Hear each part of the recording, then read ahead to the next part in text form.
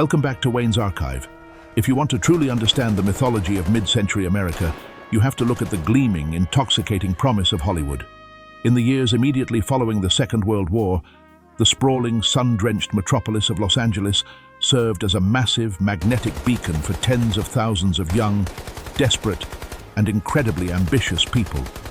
They flooded out of the small, suffocating towns of the American Midwest. They escaped the cold, industrial, smoke-choked cities of the East Coast. They stepped off Greyhound buses with nothing but cardboard suitcases and heads completely full of massive manufactured dreams. The city sold a brilliant, highly calibrated narrative of boundless opportunity. The studio executives, the billboards, and the magazines all whispered the exact same lie. Anyone could be discovered. Anyone could be transformed into a legend. But beneath the blinding artificial glow of the massive studio Klieg lights, hidden deep within the sprawling, anonymous neighborhoods of a city expanding far too rapidly for its own good, lay a dark, predatory ecosystem. Hollywood sold tickets to a beautiful illusion, but behind the heavy velvet curtains, it operated like a massive, indifferent meat grinder.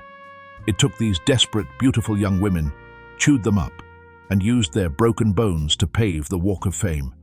The vast majority of these broken dreamers simply faded away into absolute obscurity, their names completely forgotten, their letters back home slowly ceasing to arrive.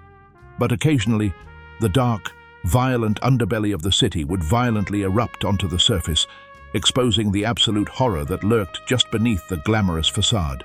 The monster we are hunting today did not come from nowhere. He was not an alien invader. This city, with its desperation, its artificiality, and its sprawling shadows, bred him. The city created the perfect hunting ground for a predator. If you are a new investigator joining the archive today, deeply fascinated by the macabre, the unsolved, and the absolute darkest chapters of human history, hit that subscribe button, ring the bell, and secure your place in the archives. Today, we are opening the most profoundly disturbing, heavily requested, and fundamentally tragic file in the entire archive. We are descending into a nightmare of unparalleled, surgical brutality, a crime scene so completely shocking and devoid of human empathy that it permanently scarred the collective psyche of the nation. We are unsealing the dossier on Elizabeth Short, a girl whose tragic, brutal death transformed her from an anonymous, starving dreamer into a permanent, dark icon. To truly comprehend the shattering impact of this case, we must first travel back to the exact moment the illusion of Hollywood innocence was violently, permanently destroyed. The morning of Wednesday, January 15th, 1947, was brisk, cold, and relatively clear in Los Angeles. At approximately 10 o'clock in the morning, a local housewife named Betty Bersinger was taking a routine, quiet walk with her 3-year-old daughter. They were strolling along the concrete sidewalk of South Norton Avenue, located in the Leimert Park district. In 1947, this area was incredibly quiet. It was a partially developed neighborhood filled with empty dirt lots, tall weeds, and the silent anticipation of post-war suburban construction. It was an ordinary morning. A mother, a child, a quiet street. As Bersinger casually pushed the stroller past an overgrown, weed-filled vacant lot, her eyes caught something highly unusual resting in the damp morning grass, just a few feet away from the edge of the sidewalk. From a short distance, the object appeared to be completely stark white. It was unnaturally rigid. Her initial, entirely logical assumption, heavily influenced by the proximity to the massive Hollywood studios and their overflowing prop departments, was that someone had illegally dumped a broken, discarded, chalk-white store mannequin in the weeds. It was a perfectly reasonable thought for a resident of Los Angeles. The absolute, terrifying realization of what she was actually looking at did not register in her brain until she took a few hesitant steps closer. The object was not made of plaster. It was not plastic. It was human. It was the nude, horrific remains of a young woman. Bersinger grabbed her child, sprinted frantically to a nearby house, and immediately called the police. She triggered an investigation that would rapidly spiral into absolute, unprecedented chaos. When the first LAPD patrol cars screeched to a halt on Norton Avenue and the hardened beat cops stepped into the wet grass, they were confronted with a crime scene of such overwhelming theatrical brutality that it left even the most seasoned detectives completely speechless. Some of them turned away and physically retched. The body of Elizabeth Short had not merely been dumped like garbage, it had been explicitly, meticulously posed. Her arms were raised above her head, her elbows bent at right angles, her legs were spread apart. But the posture was nothing compared to the anatomical devastation. The young woman had been completely, surgically bisected. She was sliced entirely in half directly at the waist, leaving two completely separate pieces of human anatomy resting in the dirt, separated by several inches. The bisection was not the jagged work of a chaotic frenzy. It was a clean, methodical cut through the spine. But the horror did not stop there. The killer had inflicted massive blunt force trauma to her head. Pieces of her flesh had been entirely removed from her thighs and breasts. And then there was her face. The killer had painstakingly cut a gruesome 3-inch gash on each side of her face, extending outward from the corners of her mouth toward her ears. A Glasgow smile, a permanent, macabre grin carved into her flesh. She was 22. But the most terrifying, deeply unnerving detail of the entire scene, the specific clue that completely baffled the incoming forensic teams and sent a chill down the spine of every detective present, was what was entirely missing from the vacant lot. When a human body suffers catastrophic trauma, the immediate environment is saturated with evidence. But the weeds on Norton Avenue were clean. The dirt was clean. Despite the massive, horrific nature of the wounds, there was absolutely no blood on the ground. There was no blood on the surrounding grass. There was no blood on the body itself, not a single drop. The corpse had been thoroughly, meticulously washed clean. It had been completely drained of every single drop of blood before being transported and carefully positioned in the dirt lot. The killer had not simply murdered Elizabeth Short in a moment of chaotic panic. They had treated her body as a massive, horrific art project, a terrifying message left specifically for the world to find. The vacant lot on Norton Avenue was not a murder scene. It was a carefully curated exhibition of absolute, unmitigated. The absolute, immediate aftermath of the gruesome discovery on Norton Avenue was characterized by a catastrophic, almost unbelievable failure of basic crime scene preservation.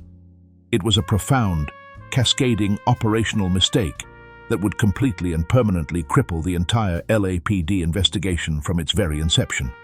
In 1947, modern forensic science, particularly the rigorous concepts of securing a perimeter, preventing cross-contamination, and managing media access, was still in its absolute infancy. But even by the standards of the era, what happened in Leimert Park was a complete disaster. The moment the horrifying, unprecedented details of the bisected body were leaked over the unencrypted police radio frequencies, the vacant lot essentially became a chaotic, uncontrollable public spectacle. Before a proper, secure police cordon could be fully established and enforced, a massive, surging crowd descended upon the area. Local residents ran out of their homes. Morbidly curious onlookers stopped their cars, but the absolute worst offenders, the true parasites of the morning, were the highly aggressive, completely unscrupulous newspaper reporters and press photographers. I have spent my entire life in the archives, reading the files of the worst monsters in human history, but the behavior of the Los Angeles press corps on that morning fills me with a very specific, profound disgust. They operated with an absolute shocking lack of basic human decency or respect for the victim lying in the grass. They aggressively shoved uniformed police officers aside. They trampled heavily through the tall weeds, completely obliterating any microscopic trace evidence, tire tracks, or footprints the killer might have inadvertently left behind during the disposal of the body. They were vultures with notepads. They snapped hundreds of high-resolution, incredibly graphic photographs of the mutilated corpse from every conceivable angle. Flashbulbs popped like rapid gunfire in the morning light, illuminating the horrific wounds for the morning editions. These images would later be heavily censored, but they were still widely circulated among the press corps, turning a profound human tragedy into cheap, sensationalized currency. The crime scene was completely, irreparably compromised within the first hour. The detectives lost the physical narrative before they even had a chance to read it. It was a devastating, chaotic start to what would quickly become the most scrutinized manhunt in the history of the city.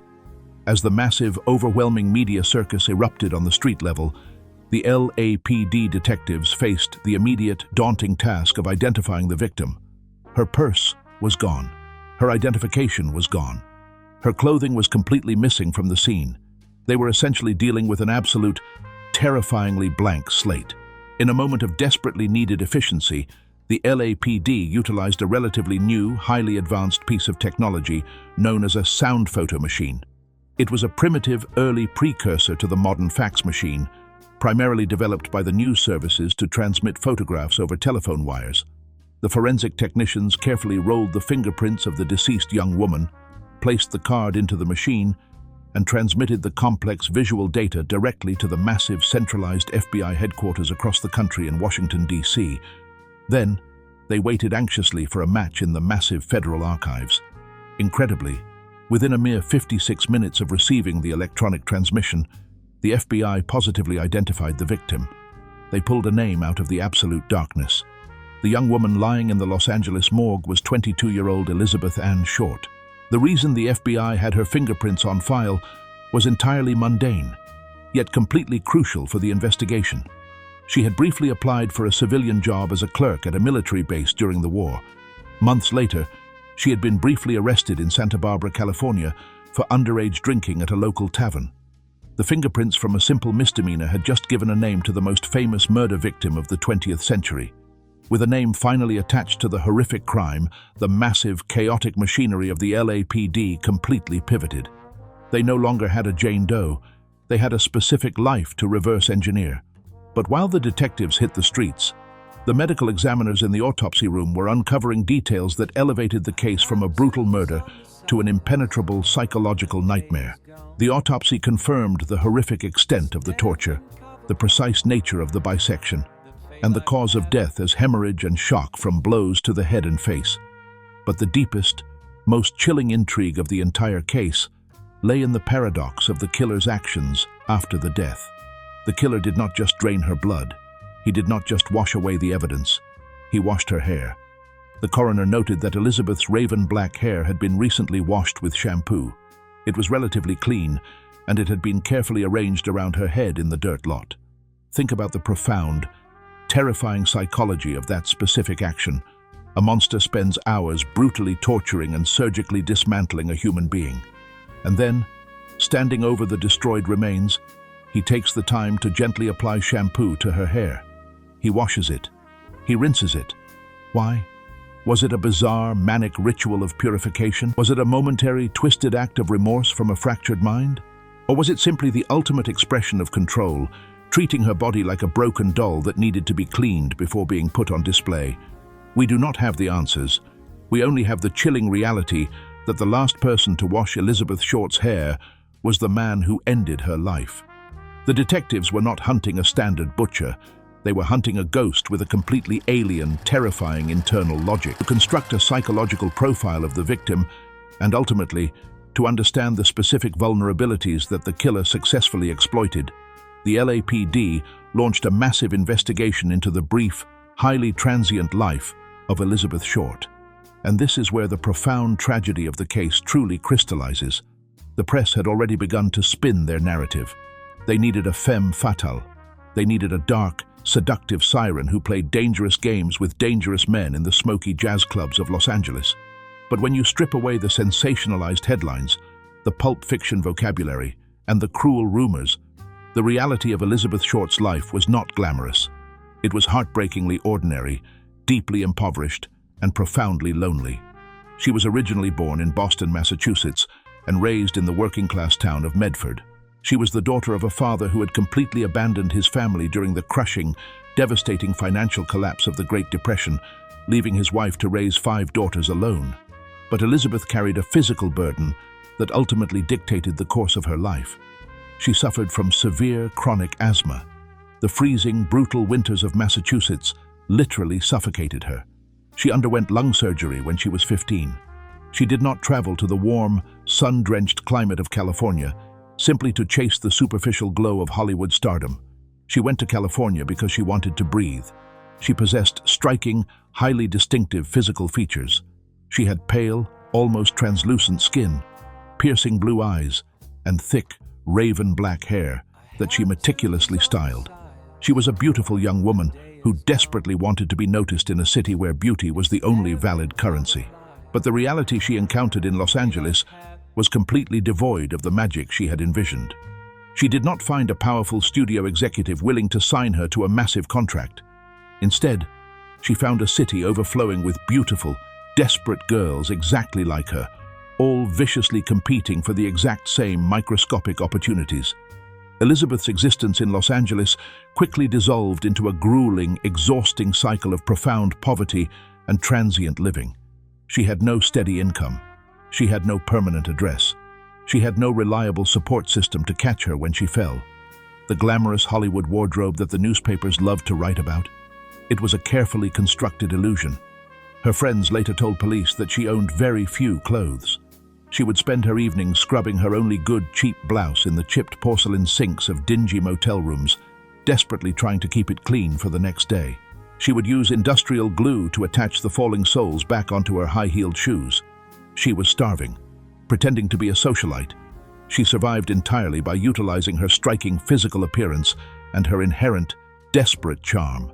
She bounced erratically from cheap, crowded boarding houses to inexpensive hotels, often skipping out on the rent because she simply had no money. She relied completely on the fleeting generosity of the various men she met in local bars, diners, and nightclubs. Men bought her dinners, paid for her drinks, and occasionally covered her room and board. She was a classic Hollywood drifter, a moth constantly drawn to the bright, dangerous flames of the city's nightlife, because the light was the only place she felt warm. But the detectives meticulously reconstructing her timeline discovered a deeply tragic pattern. Elizabeth was constantly surrounded by people, yet she remained profoundly, fundamentally isolated. She dated numerous men, soldiers passing through the city on their way to the Pacific, local businessmen looking for company, aspiring actors, but none of these relationships offered any genuine stability or protection. She was surrounded by men who wanted to be seen with her, but no one who actually wanted to take care of her. She was described by those who briefly knew her as flighty, deeply romantic, and prone to creating elaborate, completely fabricated stories about her life. She lied about having a husband who died in the war.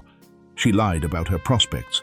She was a young woman desperately attempting to write her own script in a city that refused to give her a speaking part. This specific, highly transient lifestyle made her an incredibly difficult victim for the police to track.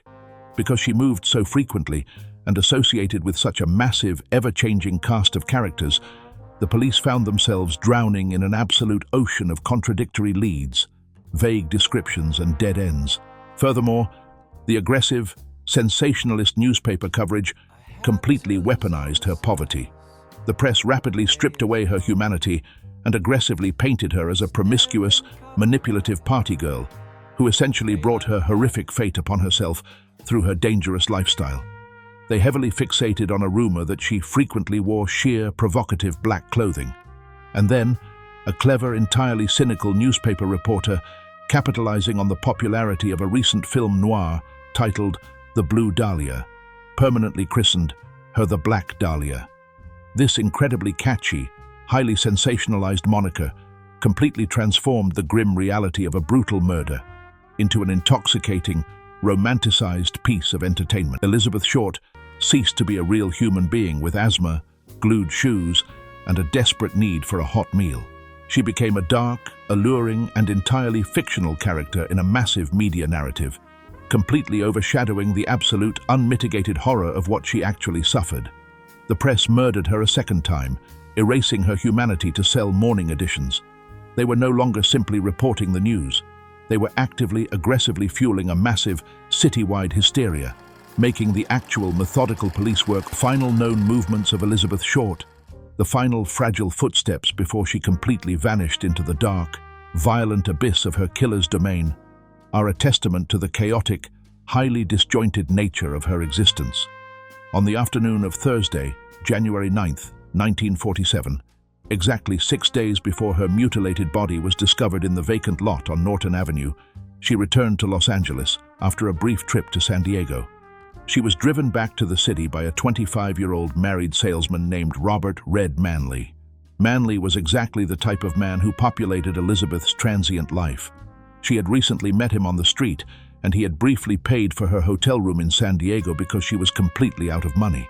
Manley later emphatically testified to the police and passed a rigorous polygraph examination, stating that their relationship was entirely platonic. He stated that Elizabeth simply needed a ride back to Los Angeles and a place to sleep, and he felt sorry for her. He drove her into the heart of downtown Los Angeles and dropped her off at the Biltmore Hotel. The Biltmore was a grand, highly opulent establishment, a beacon of classic Hollywood wealth with its heavy brass doors, frescoed ceilings, and bustling, luxurious lobby. Elizabeth told Manley that she was planning to meet her sister there later that afternoon, a statement that the police later discovered was a complete fabrication. Her sister was nowhere near Los Angeles. Manley walked her into the grand, busy lobby of the hotel, checked her luggage at the bell stand, and then he turned around and walked out. He drove away, completely unaware of his proximity to history. This relatively mundane, completely ordinary moment in the crowded lobby of the Biltmore is officially the absolute last time Elizabeth Short was ever seen alive by a known, verified witness. Once she stepped away from the bell stand and into the crushing anonymity of the metropolis, her timeline simply evaporates into absolute, terrifying silence. What exactly happened between the afternoon of Thursday, January 9th, and the horrific morning of Wednesday, January 15th, remains the massive, central, and completely impenetrable void of the entire investigation. It is a black hole in the archives, 144 hours of silence, 6 missing days. Where did she go? Who did she meet? How did a beautiful young woman standing in the busy lobby of a massive hotel in the middle of a bustling city simply vanish without leaving a single verifiable trace? The police desperately interviewed the hotel staff, the bellhops, the patrons at the Biltmore bar, and the people on the street outside. But no one could definitively remember seeing her leave the hotel. No one could confirm who she might have met or whose car she might have entered. The sheer, unmitigated terror of the Black Dahlia case does not lie entirely in the vacant lot on Norton Avenue. The true horror lies heavily within those 6 missing days. Based on the profound lack of blood at the dump site, the horrific, highly specific nature of the surgical bisection, and the systematic torture, the LAPD detectives and medical examiners reached an absolutely chilling, terrifying conclusion. Elizabeth Short had been held captive, alive, in an unknown, highly secure location for several days. She was not the victim of a sudden, chaotic crime of passion committed in a dark alleyway by a panicked mugger. She was the victim of a highly premeditated, agonizing and protracted sequence of torture. This was carried out in an environment where the killer had absolute privacy, total control. He possessed a location with a bathtub, a heavy drainage system to completely wash the body, and the necessary space to wield heavy medical tools without drawing the attention of neighbors.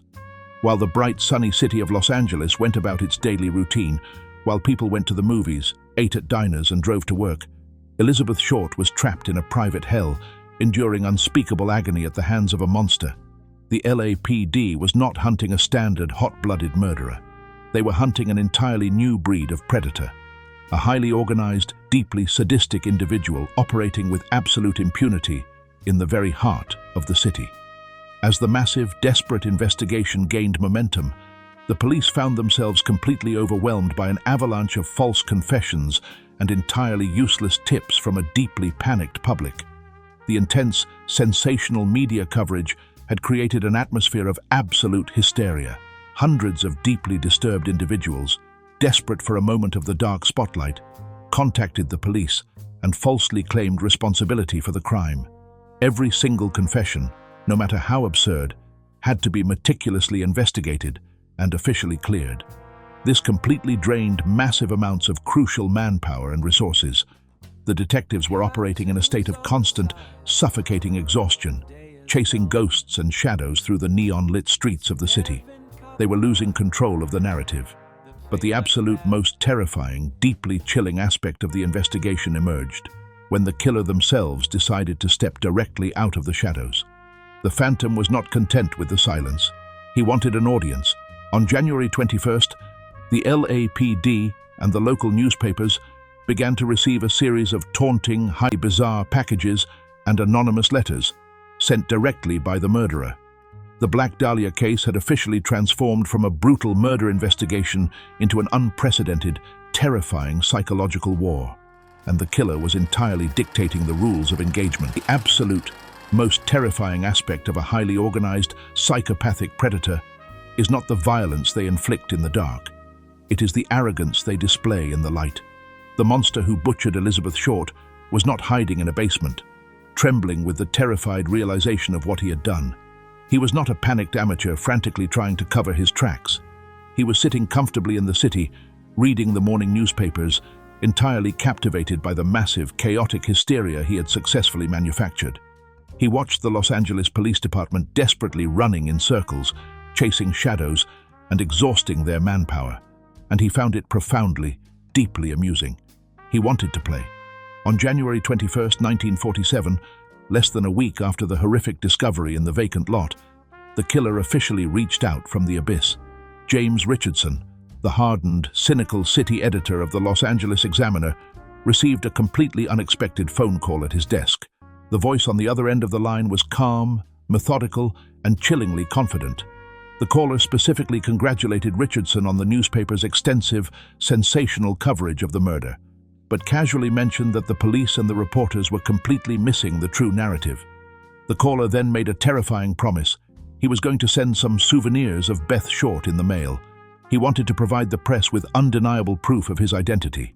He wanted the spotlight. 3 days later, a suspicious, bulky manila envelope arrived at the Los Angeles post office, addressed to the Examiner. The moment the postal workers and the detectives laid eyes on it, a profound, sickening chill settled over the room. The address on the front of the envelope was not handwritten. It was meticulously, obsessively constructed using individual letters cut from newspapers and magazines, carefully glued to the paper to completely mask any identifying handwriting. But it was not the visual appearance of the package that paralyzed the detectives. It was the smell. The entire envelope absolutely reeked of highly volatile, industrial-grade gasoline. When the bomb squad finally deemed the package safe and the detectives carefully sliced it open, the true, horrifying depth of the killer's forensic awareness was completely revealed. Inside the envelope was a heartbreaking collection of Elizabeth Short's most intimate, personal belongings. There was her birth certificate. There were her business cards. There were photographs of her posing with various soldiers. There were scraps of paper with names and numbers. And most importantly, there was a small black leather address book with the name Mark Hansen heavily embossed in gold on the cover.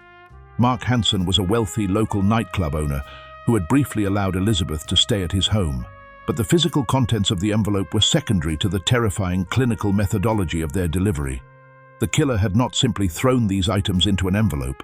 He had deliberately, painstakingly washed every single object, every piece of paper, every photograph, and the leather address book in a heavy bath of gasoline. Why? Because gasoline is a powerful solvent. It completely, fundamentally destroys the delicate oils and amino acids left behind by human skin. It completely obliterates fingerprints.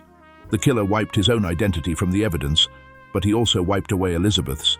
He erased her touch from her own belongings. Not a single print, not a single trace. The LAPD crime lab desperately processed the items, utilizing every advanced chemical technique available in 1947, and they found absolutely nothing. They were holding a ghost. The killer had essentially mailed the police a masterclass in forensic countermeasures. He was explicitly telling them, "I know exactly how you operate. I know what you are looking for, and you will never find it." The press, entirely starved for new, sensational details, absolutely devoured the arrival of the package. They published front-page photos of the cut-out letters.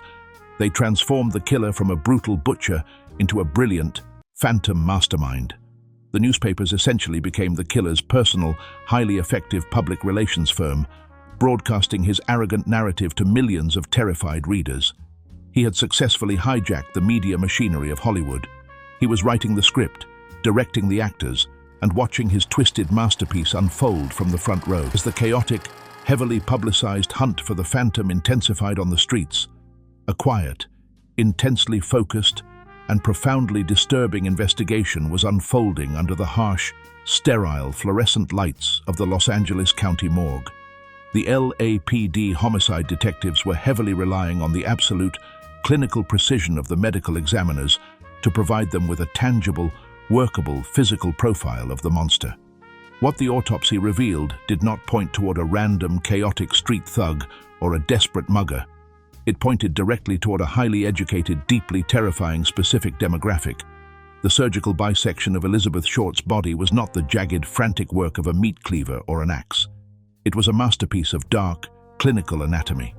The killer had completely severed the body by slicing perfectly through the intervertebral disc, located exactly between the second and third lumbar vertebrae. He did not shatter the bone. He did not hack through the heavy spine. He expertly, flawlessly navigated the complex, dense architecture of the human skeletal system. This specific, highly technical procedure is known in the medical field as a hemicorporectomy. In the 1930s and 1940s, this incredibly complex, highly dangerous surgical technique was actively taught in elite medical schools. The terrifying, inescapable conclusion echoed loudly through the concrete walls of the police precinct. The killer possessed a profound, highly sophisticated working knowledge of human anatomy. He was incredibly comfortable with heavy surgical tools. He understood the complex mechanics of blood drainage, and he possessed the cold, detached psychological stamina required to slowly, meticulously dismantle a human body over a period of several hours. The LAPD immediately pivoted their massive investigative machinery. They stopped looking for transients in dark alleyways. They began frantically pulling the extensive academic records of every single medical student enrolled at the University of Southern California. They interviewed established, highly respected surgeons. They investigated local butchers and meat packers. But their most intense, aggressive focus was directed toward the dark, highly secretive, and deeply corrupt underground of 1940s Los Angeles medicine. In an era before legalized abortion, Hollywood possessed a massive, highly lucrative, and entirely illegal medical shadow economy. Underground clinics and disgraced doctors operated in the dark, performing illicit procedures for desperate starlets, wealthy socialites, and impoverished dreamers like Elizabeth Short. These back-alley doctors operated with absolute, terrifying impunity. They possessed the necessary surgical instruments, they had private, highly secure locations with drainage systems, and they were already deeply accustomed to operating outside the boundaries of the law. Did Elizabeth, suffering from extreme poverty and transient desperation, seek out one of these underground clinics? Did she cross paths with a disgraced surgeon whose brilliant mind had fractured into absolute, sadistic madness? The sheer, unmitigated terror of this specific medical theory is the juxtaposition it creates. The terrifying realization that the hands that inflicted such unimaginable, horrific torture on a 22-year-old girl were the exact same hands that were professionally trained to heal. The monster was not a hideous, recognizable creature hiding in the sewers. He was likely a respected, educated, well-dressed member of high society. He could have been the doctor you passed on the street, the surgeon who operated on your family, a man entirely shielded by his wealth and his professional credentials. The police were no longer just looking for a needle in a massive haystack.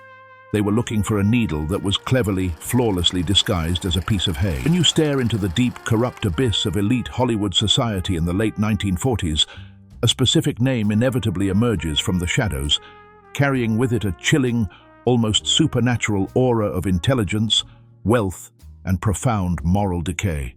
The name is Dr. George Hodel. In the sprawling, chaotic pantheon of Black Dahlia suspects, Hodel stands entirely alone as a figure of unparalleled, terrifying fascination. He was a man of extraordinary, undeniable brilliance. He possessed a genius-level IQ. He was a child prodigy who had entered college at the age of 15. By the late 1940s, he was running a highly successful, extremely lucrative venereal disease clinic in the heart of Los Angeles. He was incredibly wealthy, deeply charismatic, and completely embedded in the highest echelons of the city's cultural elite. But beneath his immaculate, tailored suits and his sophisticated, aristocratic demeanor, George Hodel harbored a dark, twisting labyrinth of extreme sadism and profound philosophical arrogance. He was not just a doctor, he was an obsessed patron of the surrealist art movement. Hodel surrounded himself with eccentric artists, avant-garde photographers, and Hollywood elites in his sprawling, monolithic residence known as the Sowden House. The architecture of the Sowden House is a crucial, terrifying component of this narrative. It does not look like a home. It is a massive, looming concrete structure designed to resemble an ancient Mayan temple. its exterior walls literally designed to look like the gaping, jagged jaws of a massive shark. Inside this dark, oppressive fortress, Hodel hosted legendary, highly secretive, completely uninhibited parties, characterized by massive drug use, extreme sexual deviance, and a profound rejection of all conventional morality. He was close friends with the famous surrealist artist Man Ray, and this is where the investigation takes a truly horrifying, deeply psychological turn. The detectives analyzing the post-mortem photographs of Elizabeth Short's bisected, posed body realized something incredibly disturbing. The gruesome, highly specific positioning of her arms and her severed torso did not look like a random crime scene. It looked like a direct, horrific homage to surrealist art. Specifically, it bore an absolutely chilling, undeniable resemblance to Man Ray's famous photographs, such as the Minotaur, and his painting Les Amoureux, which depicted mutilated, fragmented female bodies.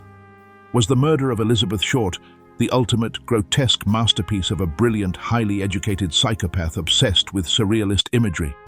Did Hodel use his elite surgical training to turn a living girl into a permanent, bloody canvas? The LAPD eventually considered Dr. George Hodel such a massive, highly credible threat that they launched a deeply unprecedented, highly secretive surveillance operation. In early 1950, they covertly planted electronic listening devices deep within the dark, echoing walls of the Soden house. 18 investigators worked in round-the-clock shifts, listening frantically through the static to the private conversations of the genius doctor. What they captured on those fragile audio tapes is the stuff of pure, unadulterated nightmares.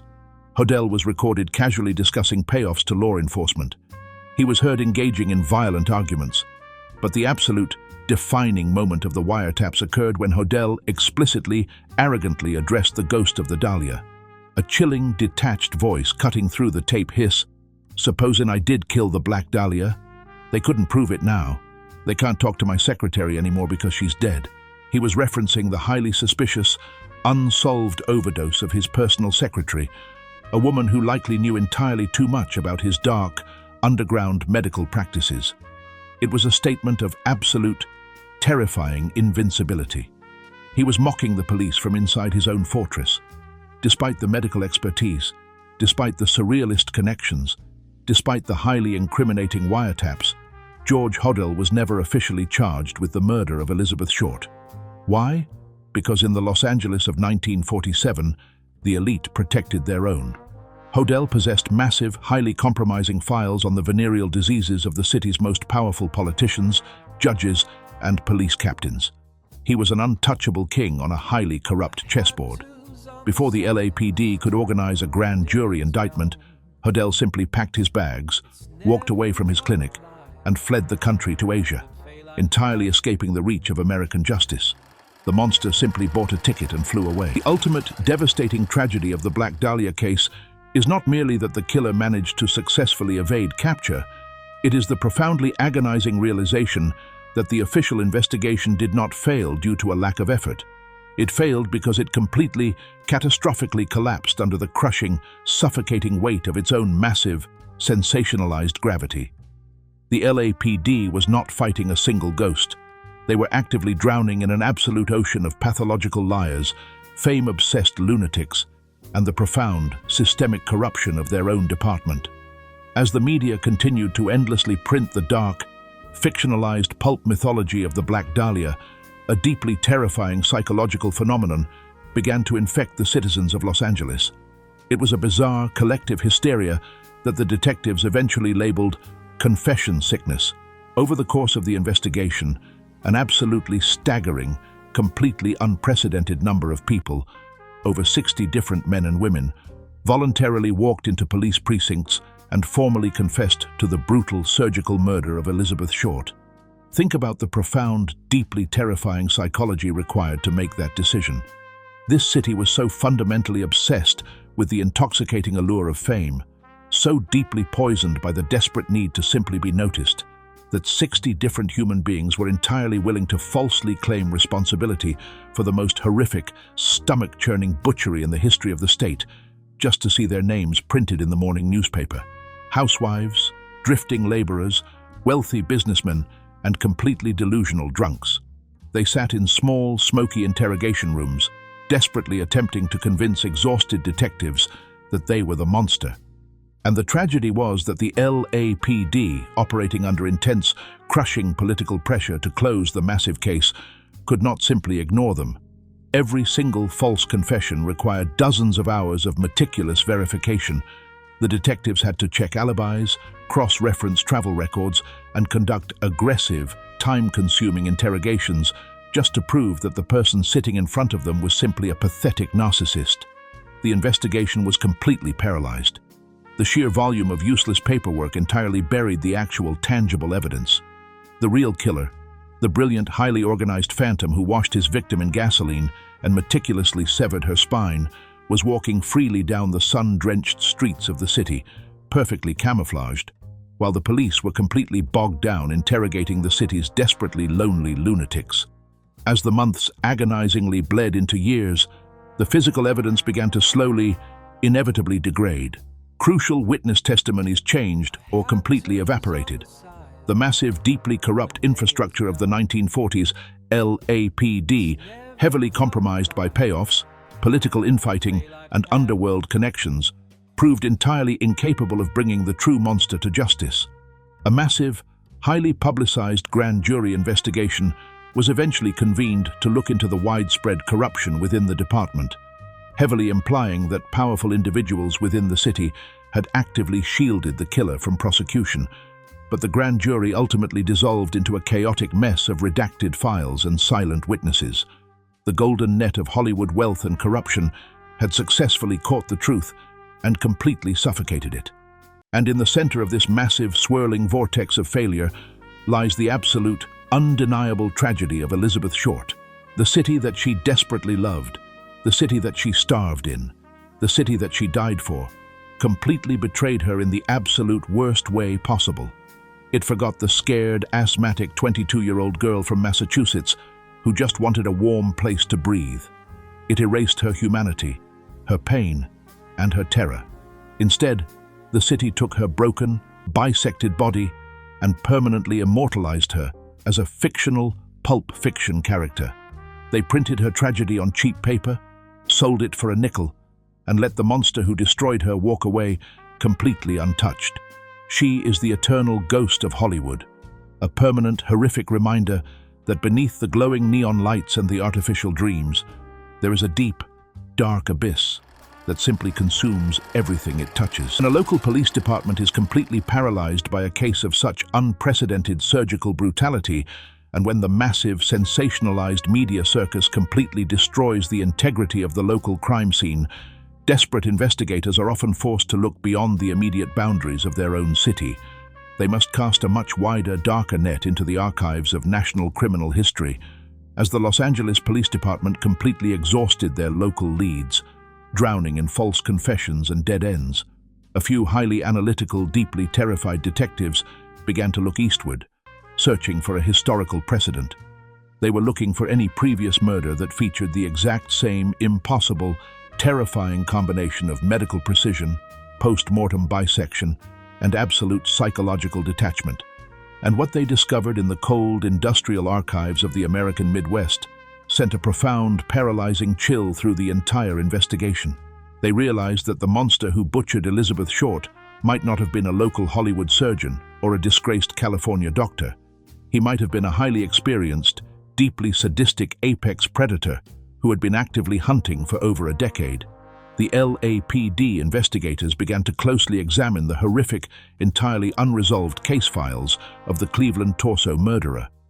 In the late 1930s, exactly a decade before Elizabeth Short was discovered in the vacant lot on Norton Avenue, the grim, impoverished shantytowns of Kingsbury Run in Cleveland, Ohio, were absolutely terrorized by an unidentified serial killer of unparalleled, savage brutality.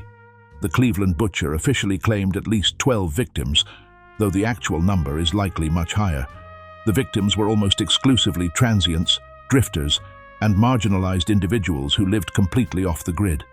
People whose sudden disappearance would not immediately trigger a massive police response. But the terrifying, inescapable connection to the Black Dahlia case lay entirely in the killer's specific, highly clinical methodology. The Cleveland murderer did not simply shoot or stab his victims.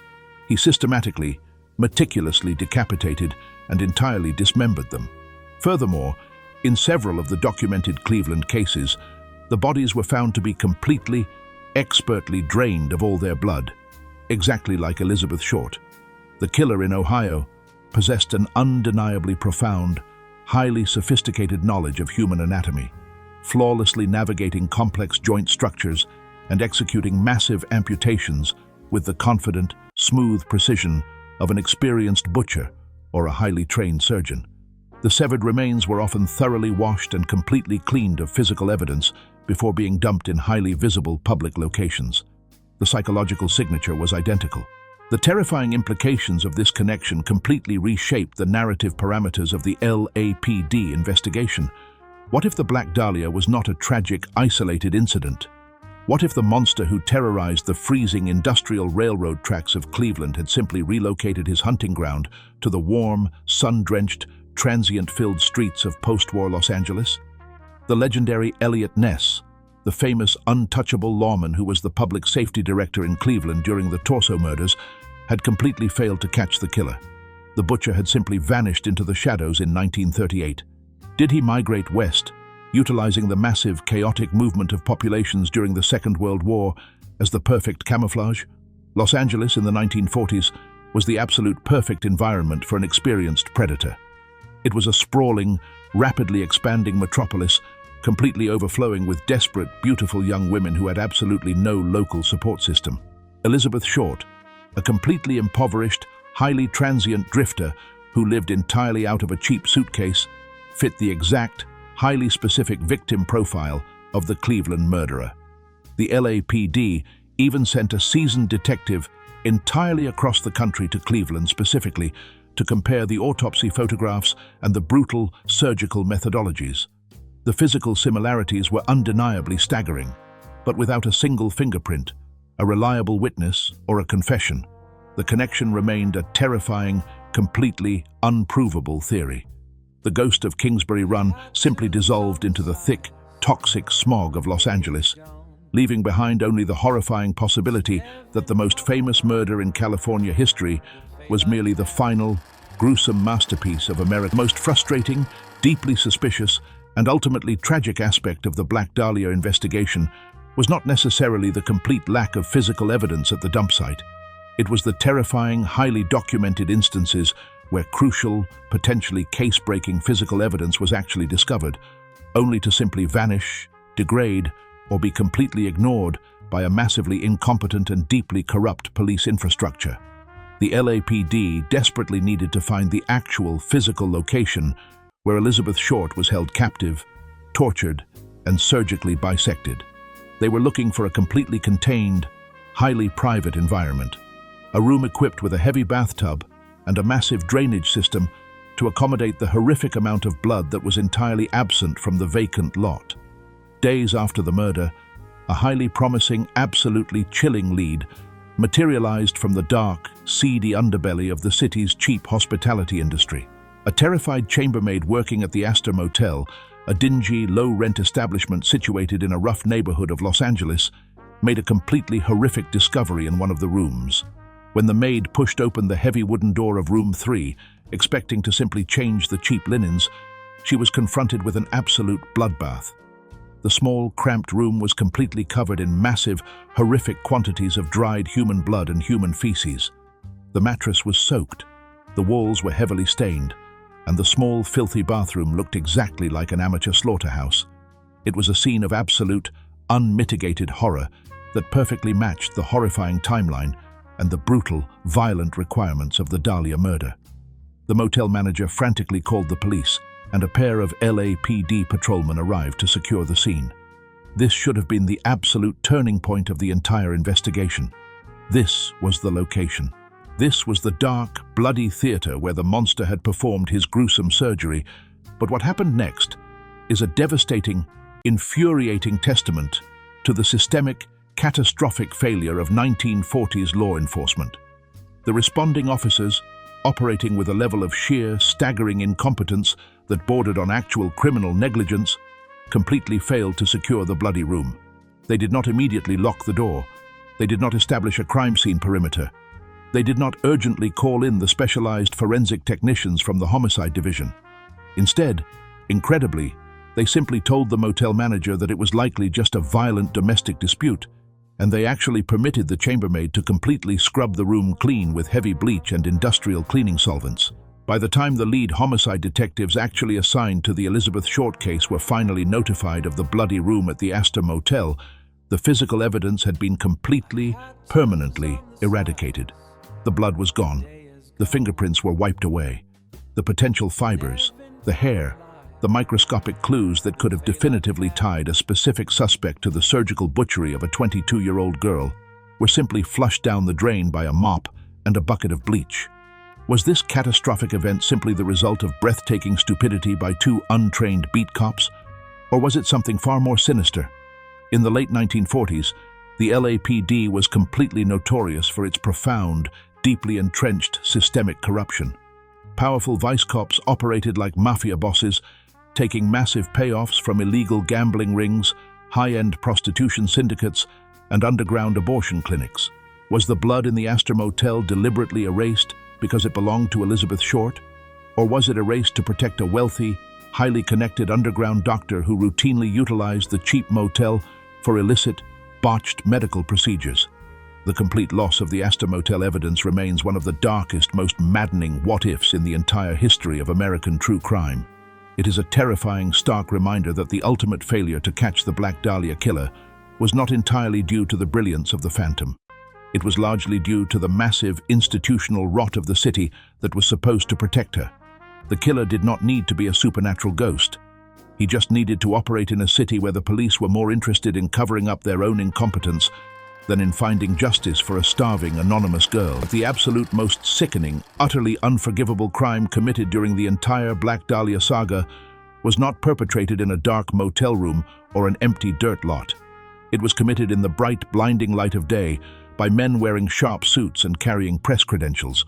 The Los Angeles media establishment did not merely exploit the tragic death of Elizabeth Short, they completely, aggressively cannibalized her remaining family in a display of journalistic depravity that is almost incomprehensible by modern ethical standards. The moment the FBI positively identified the severed body using the fingerprints from the Santa Barbara arrest, the ruthless, highly aggressive reporters from the Los Angeles Examiner recognized a massive, lucrative opportunity. They knew that the victim's mother, Phoebe Short, was living a quiet, impoverished life across the entire country in Medford, Massachusetts. They wanted the absolute first exclusive interview with the grieving mother. They wanted the tears, the heartbreak, and the sensational details of Elizabeth's childhood. But they knew that if they simply called her and told her that her daughter had been brutally, surgically butchered and dumped in a vacant lot, she would instantly hang up the phone and collapse in absolute, paralyzing grief. So the reporters orchestrated a completely cynical, deeply monstrous psychological manipulation. An editor from the Examiner picked up the telephone and placed a long-distance call to Phoebe Short in Massachusetts. When the tired, struggling mother answered the phone, the reporter adopted a highly enthusiastic, incredibly joyful tone. He lied to her. He explicitly, enthusiastically told Phoebe Short that her daughter Elizabeth had just won a massive, highly prestigious beauty contest in Hollywood. He told her that Elizabeth was going to be a famous movie star and that the newspaper wanted to write a massive feature article celebrating her sudden, glorious success. Phoebe Short, a mother who had spent years worrying about her transient asthmatic daughter living thousands of miles away in a dangerous city, was instantly overwhelmed with absolute joy and profound relief. Her daughter had finally made it. The dream was real. Operating under this completely manufactured, cruel illusion, Phoebe happily answered every single question the reporters asked. She provided them with intimate, deeply personal details about Elizabeth's childhood. She gave them specific names, dates, and locations. She even permitted the newspaper to access and publish private family photographs of Elizabeth. The reporters ruthlessly extracted every single drop of usable, sensational background information from the joyful mother, and then, when they had absolutely everything they needed to print their massive exclusive front-page story, the reporters executed the final, devastating phase of their psychological torture. With a cold, completely detached clinical efficiency, They completely dropped the beautiful illusion. They flatly informed Phoebe Short that there was no beauty contest. There was no movie contract. They explicitly told her that her 22-year-old daughter had been completely severed in half, heavily mutilated, drained of all her blood, and dumped in the weeds like a piece of broken garbage. The profound, unimaginable psychological shock of that specific moment, the violent, instantaneous transition from absolute, euphoric joy to the deepest, most crushing abyss of human despair, is a trauma that cannot be adequately described in words. The Los Angeles Examiner completely destroyed a mother's soul simply to sell a few thousand extra morning editions. This singular, horrific event perfectly, flawlessly encapsulates the absolute moral bankruptcy of the entire Hollywood ecosystem in the 1940s. The city and its institutions did not view people as human beings. They viewed them entirely as raw, consumable commodities. Elizabeth Short was a commodity when she was desperately trying to get an acting role. She was a commodity when the killer used her body as a twisted canvas, and her grieving, traumatized mother was a commodity for the newspaper industry. The press essentially became an active, willing accomplice to the murder, ensuring that the violence inflicted upon Elizabeth was permanently amplified and broadcast to the entire world, entirely stripping away her dignity for a cheap, sensationalized headline. As we finally close the heavy, devastating and completely unresolved dossier on the Black Dahlia, we are forced to confront a deeply uncomfortable, highly terrifying truth about the nature of American mythology. Over 75 years have passed since the freezing morning of January 15th, 1947. Every single detective who frantically worked the massive case is dead. Every single ambitious reporter who sold the sensationalized lies is dead. The primary suspects, the underground doctors, the wealthy surrealists, and the transient drifters have all completely turned to dust. But the dark, agonizing ghost of Elizabeth Short absolutely refuses to fade away into the archives. She has been entirely consumed by the cultural machinery of the city she desperately tried to conquer. She has been the subject of countless pulp novels, massive Hollywood blockbuster films, and endless, highly speculative television documentaries. She has been permanently transformed into the ultimate, tragic, cautionary tale, a dark, patronizing fable warning young, beautiful women about the inherent, lethal dangers of possessing too much ambition. But in our desperate, collective obsession to solve the unsolvable mystery, to unmask the brilliant, surgical phantom who washed her in gasoline and severed her spine, we consistently commit the exact same unforgivable sin as the 1940s press corps. We completely forget the human being. Elizabeth Short was not a seductive, manipulative femme fatale navigating the smoky jazz clubs of a film noir. She was a deeply impoverished, chronically asthmatic, 22-year-old girl from Massachusetts. She possessed very few clothes. She glued her own shoes together. She starved in cheap motel rooms, and she desperately, simply wanted to be loved and noticed in a city entirely built upon beautiful lies. The absolute, unmitigated tragedy of the Black Dahlia is not just that a monster violently took her life. The tragedy is that the city of Los Angeles provided the perfect, indifferent, and completely corrupt stage for the monster to operate with absolute impunity. The true monsters of history do not always hide in the deep, dark sewers or the abandoned rural shacks. Sometimes they live in sprawling architectural masterpieces. They wear expensive, tailored suits. They possess elite, advanced medical degrees, and they dine with the most powerful politicians and police captains in the city. The Black Dahlia case remains eternally unsolved because the massive, corrupt system was fundamentally designed to protect the predators, not the vulnerable girls who stepped off the Greyhound buses with cardboard suitcases. The killer walked away into the California sunshine, completely untouched by justice, because he knew exactly how the dark machinery of the city operated. Thank you for joining me in the deepest, darkest shadows today to carefully unseal this completely heartbreaking, terrifyingly complex file from Wayne's archive. If this deep, cinematic journey through the absolute darkest corridors of Hollywood history captivated your mind, please do not leave the archive without hitting that like button, ringing the notification bell, and firmly subscribing to the channel. The massive, dusty shelves of this archive are practically overflowing with countless more dramatic, highly complex, and completely unresolved historical files desperately waiting to be unsealed in the near future. For my absolute final question of the day, I want you to step down into the deep, dark corridors of the comments section below and tell me your thoughts. Do you believe the monster who butchered Elizabeth Short was a wealthy, highly connected elite surgeon protected by a corrupt police department? Or do you believe it was the terrifying return of the Cleveland torso murderer, a transient butcher passing through the city? We absolutely need your unique, highly analytical theories to keep the historical light burning in the archive. Until next time, keep your doors heavily locked, stay entirely out of the deep woods, and never ever assume that the beautiful glowing lights of the city are actually there to guide you. Sometimes they are simply there to blind you before the trap closes. We will definitely see you inside the very next video.